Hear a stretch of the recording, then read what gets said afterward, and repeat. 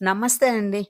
రోటి పచ్చడి కన్నా మించిన టేస్ట్‌తో ఉండే పచ్చడి చూపిస్తాను. బెండకాయ పచ్చడండి. ఇప్పుడు ఆవాలు, జీలకర్ర, ధనియాలు, మెంతులు, మిరపకాయలు వేసి వేయించుకొని, తర్వాత ఎక్కువ ఆయిలేసేసుకొని, అందులో ఒక టమాటా వేయించుకోవాలండి. ఈ లోపల మిక్సీ జార్‌లో ఆవాలు, జీలకర్ర, మెంతులు, ధనియాలు, మిరపకాయలేసి పొడి పట్టుకొని, అందులో కాస్త పసుపు, ఉప్పు కూడా ఏసేసుకొని పొడి పట్టేసుకొని, ఈ ఆయిల్‌లో వన్ బై వన్ టమాటో, చింతపండు, బెండకాయ ముక్కలు 1/1 వేసి వేయించుకోవాలి. కాడలు అన్నీ ఏసి వేయించేసేసుకొని, మిగిలిన ఆయిల్‌ని తీసేసుకొని, అందులో పోపు పెట్టేసేసుకొని, ఆ పోపులో ఈ చేసుకున్న పచ్చడిని కలిపేసేసుకుంటే, సూపర్ టేస్ట్‌తో బెండకాయ పచ్చడి మీ ముందుకుంటదండి.